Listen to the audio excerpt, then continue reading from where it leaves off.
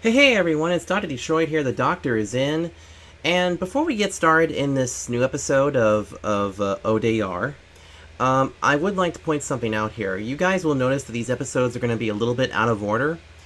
There's a good reasoning for it. For one thing, I just hadn't had much time to edit some stuff together because I've been very busy. Despite getting back to recording, I've also been recording races for the Xfinity Series season that we're going to do. You'll see those episodes coming very soon, and so you might see some episodes get a little bit out of order.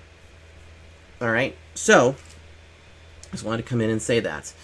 And oh yeah, also I want to thank you guys for some of the great support that you've been giving me on the Chevy Astro video, and as well as the Ford Mustang video, which was pretty cool. Alright, let's go ahead and begin with a new episode of One Day Restorations. Alright, now, as you can see, we are inside, we're inside the engine room where I can make an engine, I can also repair parts, but also we have a repair table, and we also have this thing, which will help us repair certain pieces of body that we take off the car and see if we can't fix them ourselves.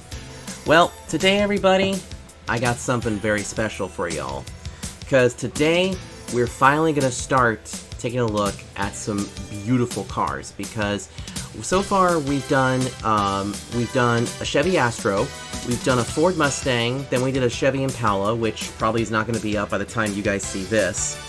It'll probably be out after this, but now we're going to go to this. Check this out. Now, this is probably very familiar to y'all right here. Gee, I wonder what this could be. Well, everyone, this is, very simply, if I can pull back up the status thing, this is a 1990 Chevrolet Lumina Stock Car. So back in the early 90s and late 80s, Chevrolet did away with the Monte Carlo for a little bit and brought out the Lumina. The Lumina was an amazing car for Chevrolet, as it ran all the NASCAR races and everything, and it ran until about 1994, when after that year, Chevrolet decided to retire the Lumina and bring in the Monte Carlo. And this is going to be really cool to work on, and I'm sure that you guys recognize that familiar number 3, as well as the red body here. That's right, this is an old car that might have been driven by the late great 7-time champion Dale Earnhardt, and we are going to resurrect this car. Now, here's something that's actually really cool about this. I got this, believe it or not, at a salvage auction, but if we go inside here, look at this. The suspension and everything, the wheels, everything back here looks fantastic. It looks like it's all fairly new. It's just up here, the engine is gone. Not only that, but the hood is missing too. But thankfully though, I have the pieces. So that means today we're going to resurrect and restore Dale Earnhardt Sr.'s original 1990 Chevy Lumina.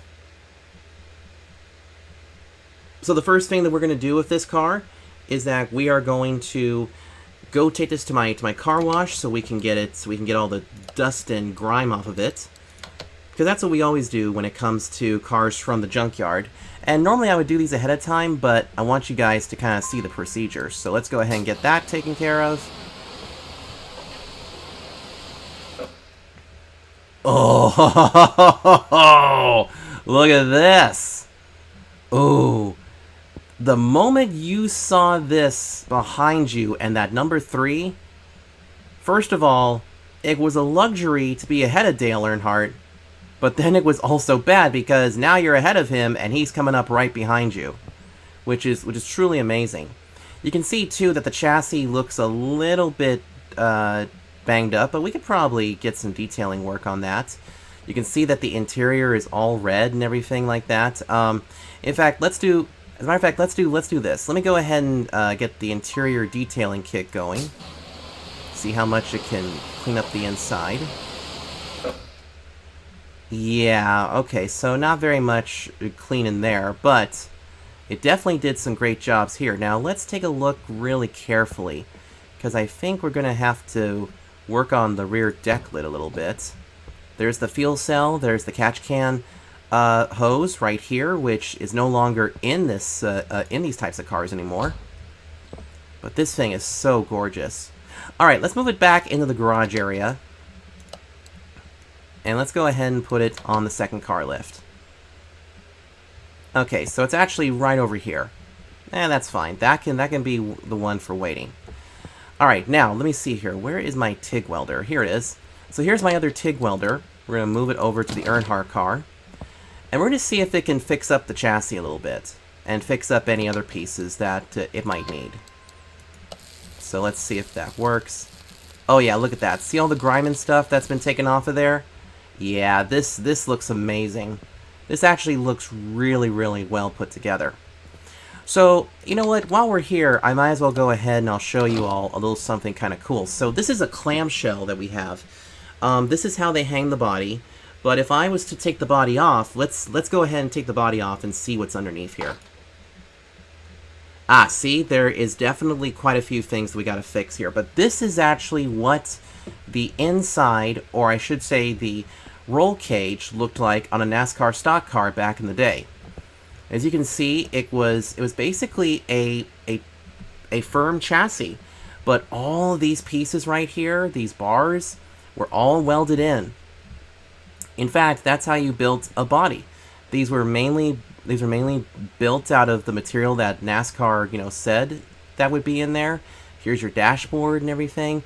Now, up here in the front, this is a very important thing because if you take a look, the front end actually hangs on the body. And as you can see, there's a long way before you get to the radiator and everything, which, as you can see, there is like literally no radiator. In fact, let me see if I have a radiator that I can throw in there. Oh, I absolutely do. So there's a better example of what it looks like with the radiator on. And then when you put the body back on, let me get the engine cover off, you can actually see that there's a lot of crush room, including back here. Because here's the thing. Right here is a firm piece of sheet metal. And whenever a car got into the wall and backed it in, it would just crush the panels up here, but it would not harm this particular fuel tank. Which, as you can see right here, it's going to need a fuel tank for itself. So, yeah, this car needs a little bit of tender love and care. So I'm going to go ahead and put this on the rack. And I think we need to go underneath and get the drivetrain taken care of. So we're going to lift Earnhardt's car up in the air. Let's come down here for a sec. And as you can see, there's no starter on the gearbox or anything. So, of course, the first thing we got to do is take the drive shaft off to get to the motor. So let's do that really quick. It's a lot faster than it is in Car Mechanics Sim 18. Alright, now we're going to get the gearbox off. Which, by the way, we are actually going to use a completely different gearbox for this. We're not going to use that same one. So let's bring this down. Now, the motor that these cars used, let's go over here really quick to this screen. This has a V8 1-carb overhead. Now, to kind of expedite this a little bit, we're actually going to borrow, I think we're probably going to borrow an engine, or at least borrow a V8 1 overhead carb, or 1-carb overhead from one of my other cars. Because here's why. I want to kind of work on the body and also give you guys a little look at everything, because this episode is actually going to piggyback into another episode where we're going to, well, I'll show you guys, once it becomes time. So first things first, now that we have the engine out, or we don't have the engine out, let me go ahead and get this. I'm going to go ahead and move the equipment over here to the stock car and pull that engine out. There we go. Alright, now what I'm going to do is this. I'm going to come over here to my parking area, and I'm going to grab a car really quick that has a very similar motor, or has the same motor to this. I I could actually pull it out of this thing, but then this also means it's a supercharged car, but I don't think I've done anything with it.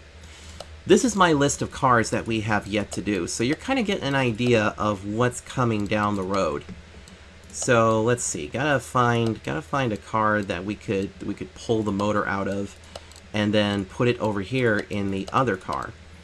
Because see, the reason why I'm not going to rebuild the motor or anything is mainly because I kind of want to spend a little time, you know, talking a little bit about about the car itself, and also about all little odds and ends. So let me see, what do I have here? Oh yeah. I think I can take this out of the El Camino. Let's see if it actually will go there.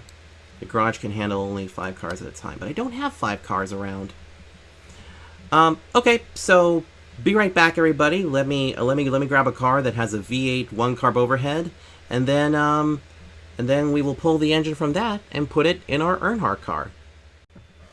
All right, so we're back here with the Earnhardt car, and you know what's kind of interesting is that in NASCAR, the engine that these drivers drive and what the teams make is built to a specification. It's got to be a certain cubic inch, it's got to be a certain this and a certain that. And one of the cool things about it is that because each of these bodies were spec bodies, well, each of these chassis were spec chassis, the same engine that could be in another Lumina can fit in this Lumina. But just because we're going to put a different engine or the same engine back in here does not mean that the other donor car doesn't mean that the other car is going to be engineless. And I just noticed something too. I just noticed that looks like the wheels are going to need to be loosened up here, because you see those 2 bolts? And then we have this back here. Yeah, I'm going to have to take the wheels off and probably check them out really quick, but it looks like the tires are okay. So anyway, to put a motor in this car, I actually went back into my garage, and I happen to have some extra stock cars laying around that are not really doing anything, and we're going to put a donor motor into this car. So what kind of car am I going to use? This. So this here is my Darrell Waltrip version of the Chevy Lumina. Waltrip, an amazing driver, 3-time champion, and he's also the one that coined the phrase boogity boogity boogity. And as you can see, this actually looks very similar to the Earnhardt car underneath. And in fact, it's even got the same type of body and everything. But it's under here. Now here's the thing, while you guys weren't looking, I actually rebuilt that engine off camera to kind of like give it a test. It's the same exact engine that would be in the Earnhardt car. So here's what we're gonna do. We're gonna actually borrow the motor out of my Waltrip car. And then what we're gonna do is that in a later video, we're gonna rebuild the Earnhardt engine and put it in the Waltrip car. And I even have a Jeff Gordon car waiting in the wings. But we're not going to get to that right now. So first things first, I got to remove the engine from this and put it in over there. And then we can start working on the body of the Earnhardt car. So let me do that really quick.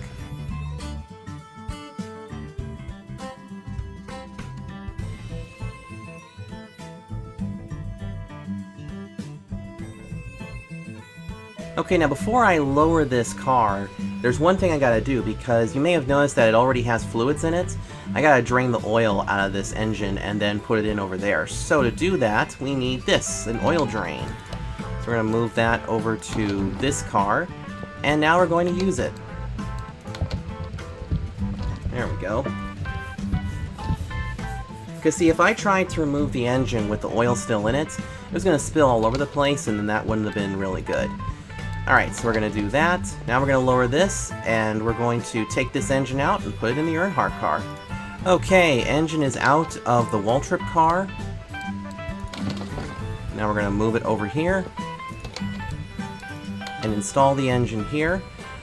You will see though that the engine that we're going to be putting in here, this is actually one that I rebuilt And some of the things in here, they are a little bit weird. But as you can see, mostly everything is at 100%, so that's good for us. Plus, I did do a lot of testing with it, so we're going to be just fine. So let's go ahead and put that in. So there it is, sitting nice and pretty inside the car. So this Waltrip car has nothing in it right now. But that's okay, because we will work on this on another day. In fact, we're actually going to use this Waltrip car as an example for something that'll be coming down the road. So this car will stay right here for right now. Meanwhile, let's go ahead and move the equipment back. And now it's time for us to work on the body. So, I don't know if you guys saw at the top left of the screen, but some of the pieces we can refabricate. So let's go over here and take them into my refabrication area. We can do them on here, we can also do them right here as well. So same principle as the other stuff, and as you can see, we can work on the trunk, we can get the front end, and also the clamshell. So same principle as if we were doing the pieces. So let's see here. Try again. There we go. Okay, so it looks like the trunk is almost fixed. Trunk is fixed. The front end, which is the grill, and then finally the clamshell itself. There we go. Alright, so now the pieces are actually fitted and put together.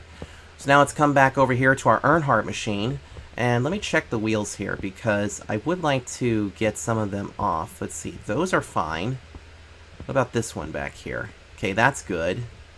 Alright, we need to take the wheels off of this and just get these, actually what we need to do is that we don't really need to loosen up anything. We can just do this. Okay. So we'll just go ahead and take the wheels off right now. The brakes look really good. So that's fine. Let's go ahead and get the wheel back in.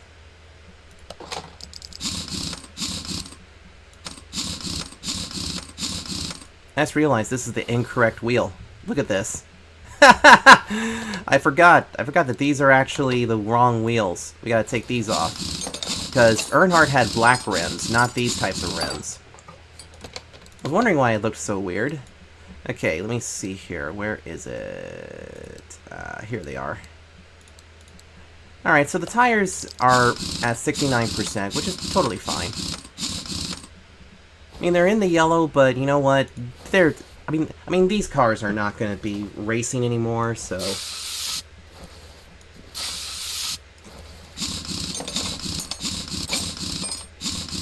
There we go. And now put the wheel back on. I gotta stop doing that. So here we go. There we go. Now we're good. Okay. Now let's come back over here before we start putting everything back in. As you can see, we need a power steering reservoir and a brake servo. Luckily, I still have one of those. Then let's see. Do we have a coolant reservoir? Yeah, I don't have these. I don't have these in stock. So we got to come over here to the car parts thing and type in coolant. Now you will see here too that there is about 4 different coolant reservoirs. This is basically where we're going to put extra coolant in, because as the engine gets hotter, it takes water. It takes on water or coolant, but mostly coolant. You wanna keep that going. And then we also need a power steering reservoir too, which is this thing. Let's go ahead and put this on. There we go. And now let's come over here, put the power steering reservoir in. And now let's see. I did see a spot to put the battery in. Let's see. Oh yeah, the battery, we'll get to that in a second. In fact, let's get to it right now.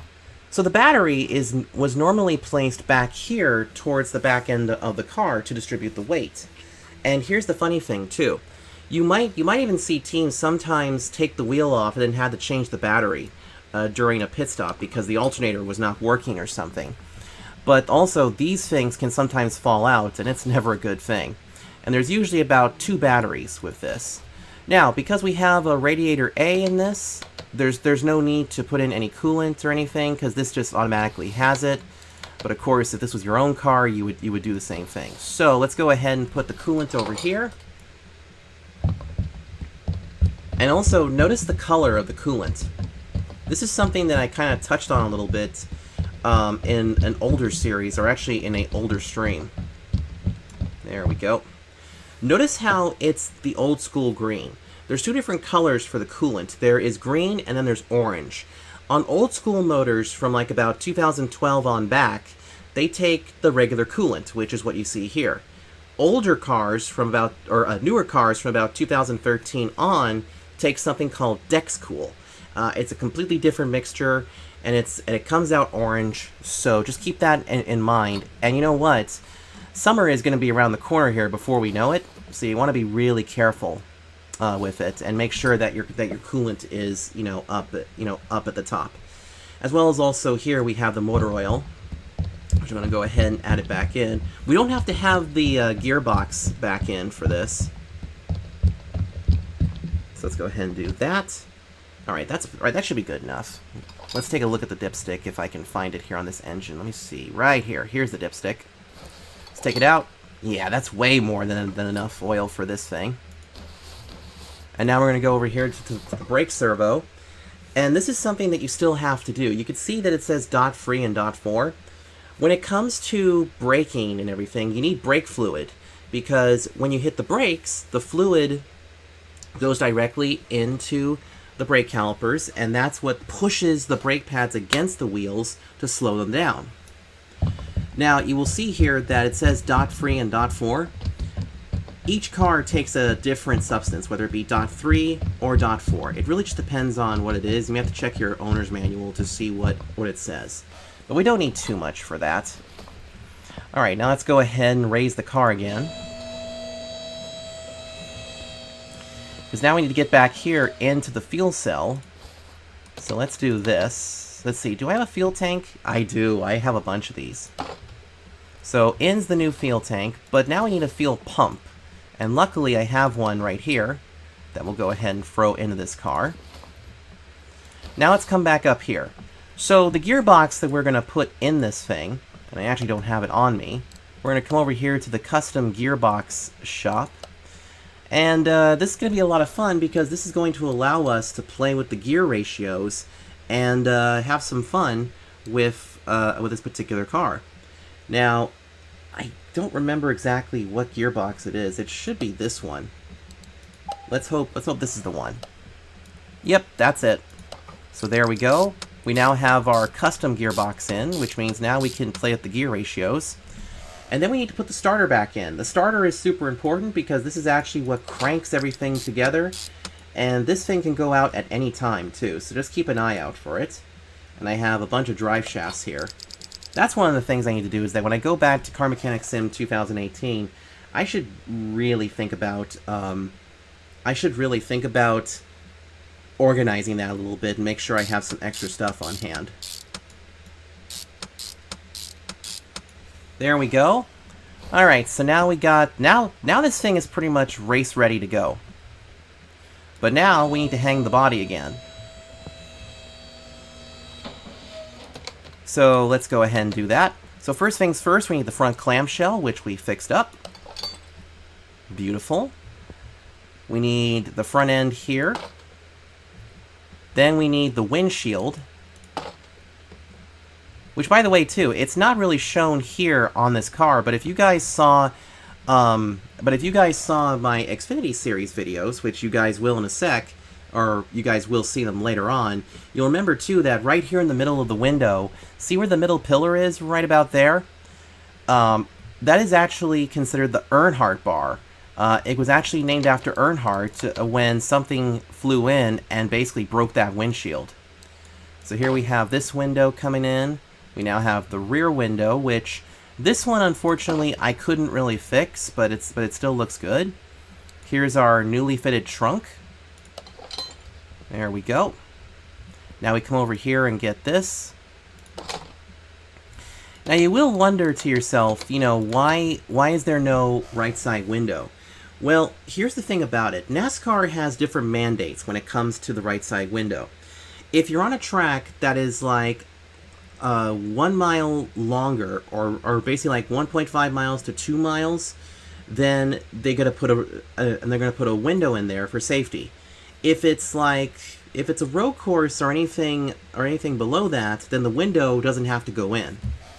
Now, we are missing a hood, but luckily, I actually have a hood here. But this one, I think, is the incorrect type. Let me see. Yeah. No, this is not going to work. This is definitely not going to work.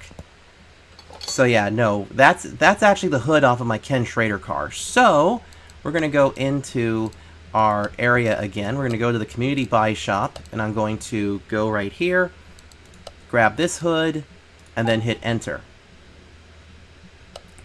Now, one thing we're going to do is that before we actually put this on, let's go ahead and go over to my paint booth, because we're going to go ahead and get this looking really nice. There we go. So we're going to come over here, going to paint to part. Let's see, where is the hood? Oh, was it done in alphabetical order? It certainly is. There it is. That's the one we're looking for. Alright, so here we have our hood, but thankfully, we're going to come over here and we're going to go over to the livery set. And we're going to flip through the different paint schemes here. You will see, though, that there are a couple of extra schemes on here. Like, you can see there's a Budweiser thing, there's the TIDE car. Some of these cars, like, here's something. A lot of you Ford fans are going to freak out, but there is a mod where it can actually, you can take a Rusty Wallace paint scheme or Mark Martin or something and put it on Chevy Lumina, which is kind of interesting. And then there's the Jeff Gordon one that I was talking about. There's Ken Schrader. That's Davey Allison.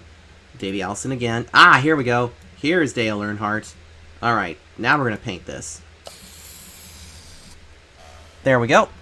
Now we'll take the part and we will come over here, back to my garage. And now we're going to put it back right here. Oh my god. Look at this thing. I mean, this thing has not even hit the track yet, and it looks fast standing still. So you know what? How about we take this to my dyno, because I think we got this car working beautifully now. Everything else seems to be hooked up. Let me make sure. Okay, starter's hooked up. That's hooked up. These things don't have fuse boxes. Alright, let's go take this car to the dyno, and let's see what kind of power it does make. And then, I got a special treat for y'all afterwards. Alright. Now, I always say this, everybody. Cover your ears and lower the volume a little bit, because this is going to get really loud. Alright, here we go. Starting the test in 3, 2, 1.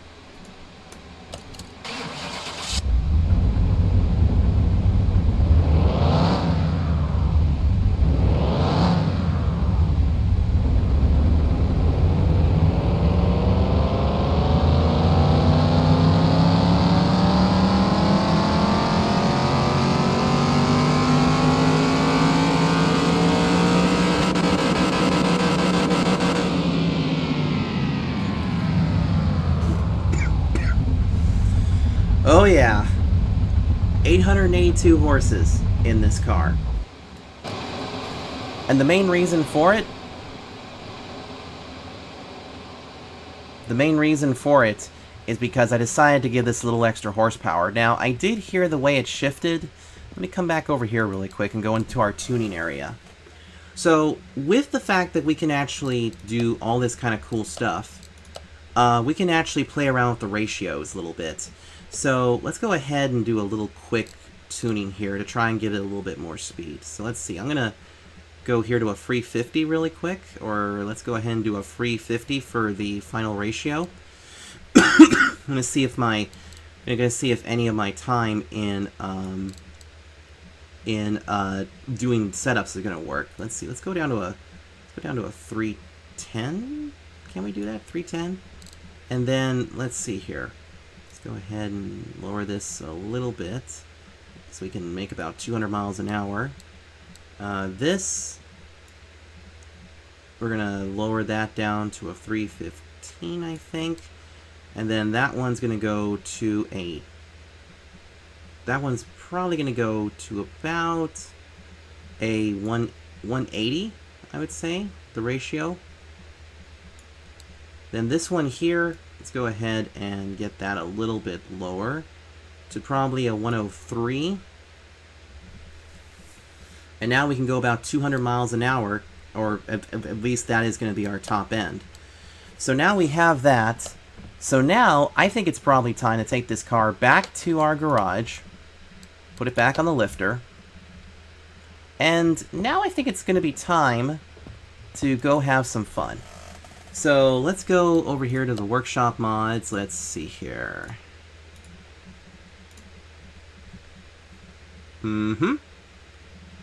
Yep, we're going to Daytona International Speedway, and we're gonna take our car.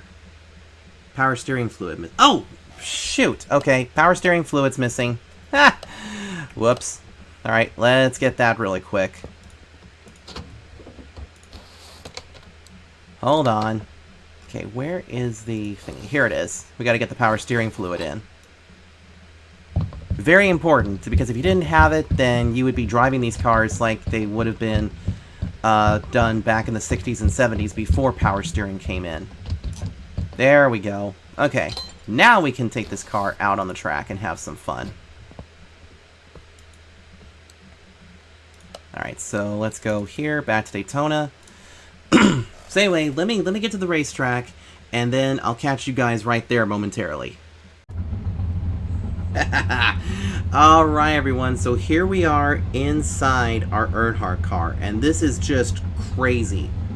This is just absolutely crazy that we are here inside. I mean, just look at the interior for a sec. It just looks so cool. Alright, so what's going to happen next is very simple. We're going to be right here in the middle of pit road, and then once the light begins, we will get onto the track. We'll do a little warm-up, and then we'll see what this thing can do. So here we go.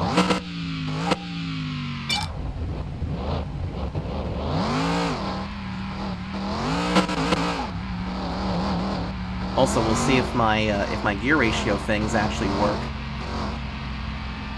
So far, the thing feels very nice. All right, let's go ahead and get it up to speed.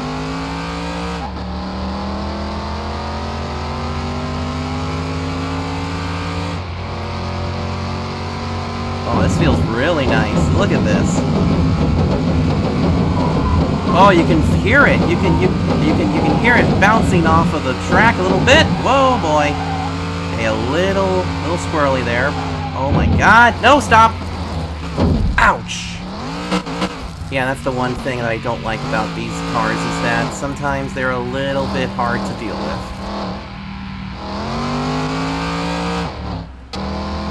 Alright, let's see if we can get this going. Thankfully, though, there was no damage, but for some reason the car just decided to give itself a little problem.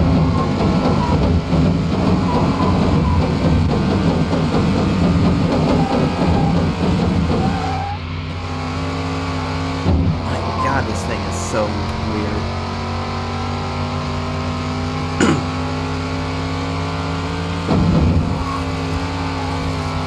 Oh my God, stay on the track there, bud.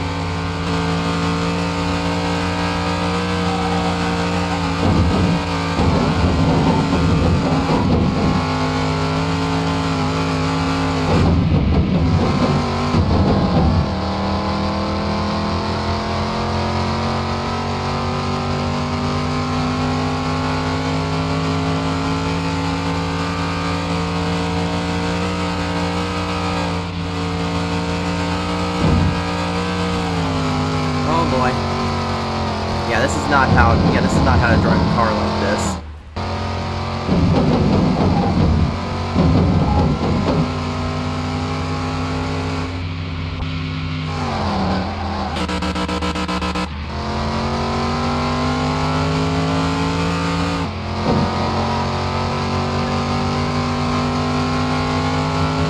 Alright, let's try this again.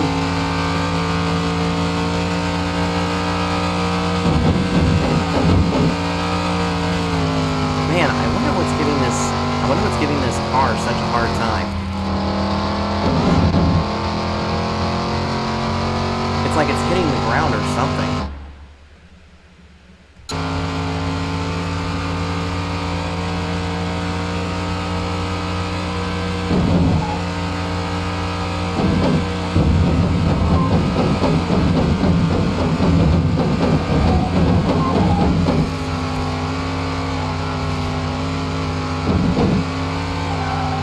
Oh boy.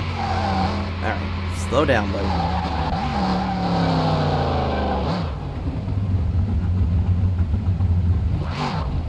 Okay, so obviously, driving a car like this in Car Mechanic Sim is a little bit on the tricky side. So why don't I just insert a clip of this car in action in real life. 3 laps to go.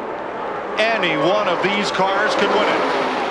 Earnhardt, Mayfield, Wallace, Schrader, Bobby Labonte in prime position. Jimmy Spencer coming up on the inside. There's Labonte trying to go on the outside of Rusty Wallace off of turn 2. Can he make that pass? And also, Ned, he split Rusty from his teammate Mayfield. And Jeff Gordon's dropping back. That looks like a problem on Gordon's car. He's completely out of contention here. Into turn 3, where Leroy Yarborough beat Charlie Glotzbeck on the last lap in 1969. Look at Bobby Labonte coming up on the outside by himself. He got a little help from Jimmy Spencer. Oh, Jimmy Spencer. Spencer bounces off the wall, keeps on trucking. 2 laps to go. Big time hit by Spencer, but I told you Bobby Labonte was moving just a little while ago. What a muscle move on the outside. Fastest qualifier here for the 500, showing his muscle now. 3 makes in the 500, Chevy, Pontiac, Ford, that's how they run. But Earnhardt has a benefit. There's a slow car up ahead. And there's trouble coming off of turn 2. Some cars get strangled. It might be this. Whoever gets back to the start-finish line, they'll get the white and the yellow together. Lake Speed and John Andretti tangle as the leaders head for turn number 3. Andretti and Spencer got together. This could be the Daytona 500. Bobby Labonte goes to the outside. Labonte up high. Earnhardt uses the lap car of Rick Mast as a pick. 20 years of trying, 20 years of frustration. Dale Earnhardt will come to the caution flag to win the Daytona 500. Finally, the most anticipated moment in racing. If John Elway can win the Super Bowl, Dale Earnhardt said he could win the Daytona 500. And if he comes around under caution to complete this final lap, the taste of long-awaited victory will be his. Richard Childress, you have tried so hard, so long, you have done it. What is it like to finally win the Daytona 500? Unbelievable, unbelievable. You know, this team this year, we took all winter, and I can't say enough about Dale Earnhardt, Jim Goodwrench has stood behind us, and most of all, our race fans. Unbelievable. And there are people in this victory area that are in tears. They used to boo Dale Earnhardt when he was winning too much. That'll happen if you dominate any sport. But today, when they introduced the Intimidator, the crowd was full of cheers. I think everyone, if their favorite driver couldn't win the Daytona 500, they wanted to see this man drive to victory lane. You pull up for the check of the spoiler. One of the NASCAR officials crawls underneath the car. 71st career Winston Cup victory for the 2nd generation driver and 7-time national champion. Pretty cool, huh? So that's basically our car out there as it was meant to be driven. But you know what too? Dale Earnhardt did something really cool in 1998 that eluded him for so long. 20 years of trying, 20 years of frustration, he finally won the Daytona 500. In fact, let's go ahead and do a little Weston Chapman thing here and see if this thing can do some burnouts. Woohoo! Alright, it can!